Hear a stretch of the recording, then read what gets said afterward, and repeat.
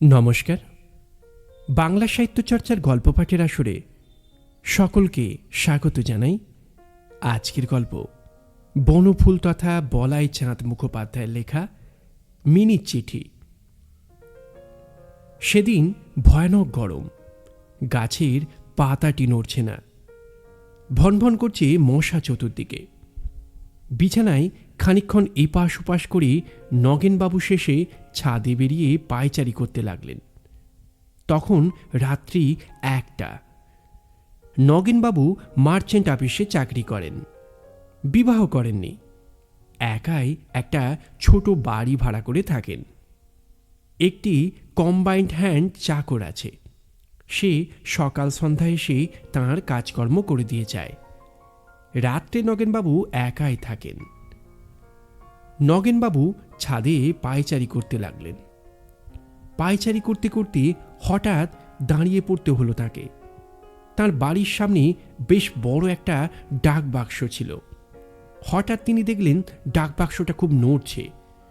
যেখান দিয়ে চিঠি ফেলা হয় সেখানকার ঢাকনিটা খটখট করে শব্দ করছে। তারপর সেটা সোজা হয়ে দাঁড়িয়ে উঠল। ডাক বাক্সের ভিতর থেকে শোঁ শোঁ করে আওয়াজ হতে লাগলো একটা। মিনিট খানিক পরে থেমে গেল সব।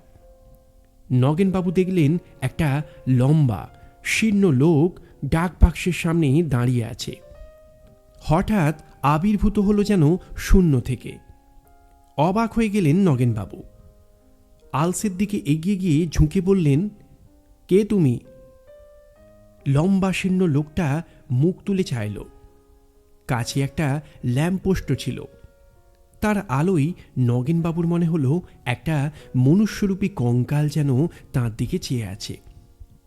ওখানে কি করছো এত রাতে? লোকটা অন্তর্ধান করল। নগেনবাবু অবাক হবার অবসর পেলেন না, ভয় পেয়ে গেলেন।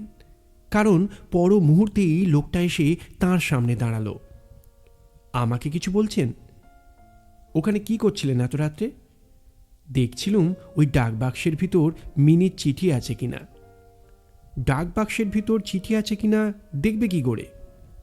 আমি ওর ভিতরে ঢুকেছিলাম। যে ঢুকেছিলে কি করে? বাতাস হয়ে। নগেনবাবু বিস্মিত দৃষ্টিতে চেয়ে রইলেন তার দিকে। লোকটি বলল, আমি দিন 15 আগে মারা গেছি। মাসখানেক আগে মিনিকে একটা চিঠি লিখেছিলাম। রোজই আশা করতুম উত্তর আসার, কিন্তু হঠাৎ মরে গেলাম, উত্তর পেলাম না।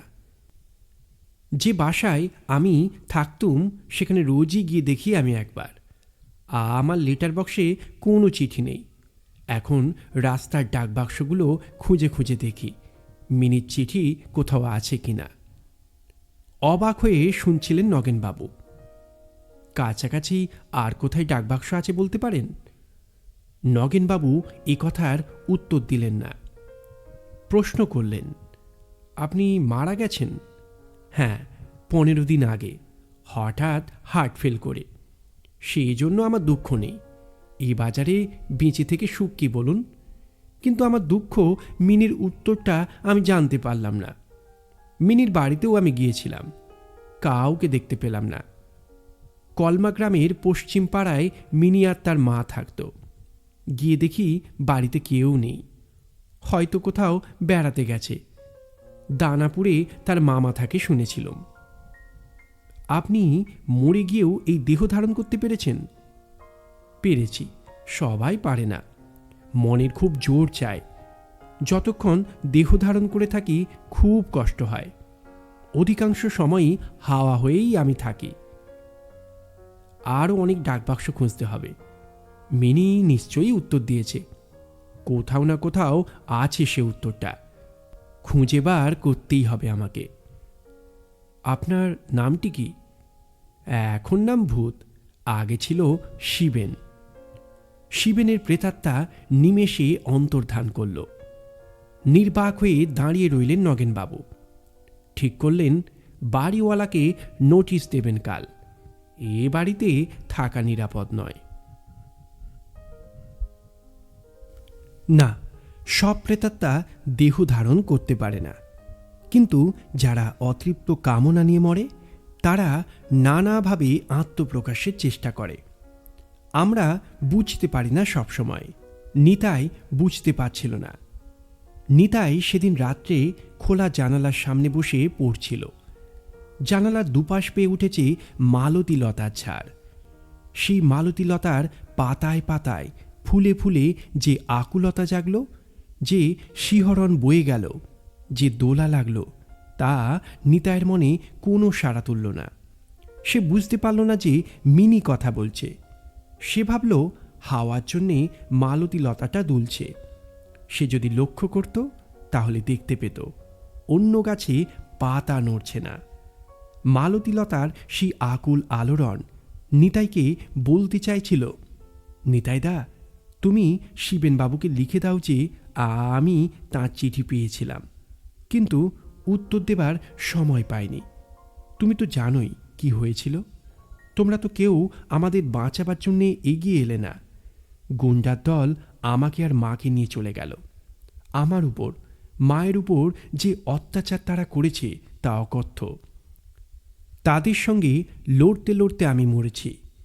আমি মরে গেছি, তুমি এই খবরটা শিবেনবাবুকে শুধু জানিয়ে দাও। আর জানিয়ে দাও যে কথাটা লজ্জায় তাকে বলতে পারিনি, সে কথাটা এখন বলেই বা কী হবে। এখন বলে তো কোনো লাভ নেই। আমি যে তার নাগালের বাইরে চলে এসেছি, আমি যে মরে গেছি, এই কথাটা জানিয়ে দাও তাকে। তিনি আমার উত্তরের অপেক্ষায় বসে আছেন। নিতাই কিন্তু তন্ময় হয়ে ডিটেকটিভ উপন্যাসই পড়তে লাগল। মালতী লতার এই আকুলি বিকুলি তার নজরে পড়ল না। মিনি আর তার মাকে যে গুন্ডারা হরণ করে নিয়ে গিয়েছিল তা সে জানত, কিন্তু এ নিয়ে সে তেমন উত্তেজিত হয়নি।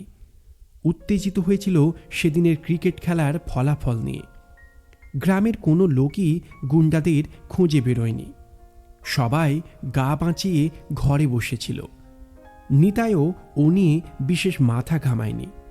মিনিরা নিতাইয়ের দূর সম্পর্কের আত্মীয়, তবুও ঘামায়নি।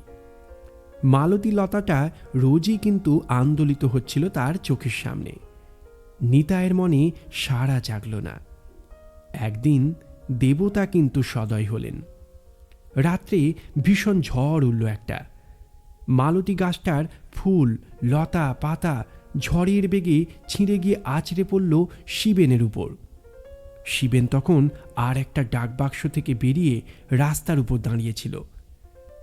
মালতী লতার ছেঁড়া ডালপালা আর ফুলগুলো তাকে ঘিরে ঘিরে ঘুরতে লাগলো আকুল হয়ে। শিবেন কিন্তু বুঝতে পারল না যে তার চিঠির উত্তর এসেছে। বনফুল তথা বলাই চাঁদ মুখোপাধ্যায়ের গল্প মিনির চিঠি। আমাদের গল্প ভালো লাগলে চ্যানেলটির সঙ্গে থাকবেন। সঙ্গে থাকার জন্য সকলকে ধন্যবাদ।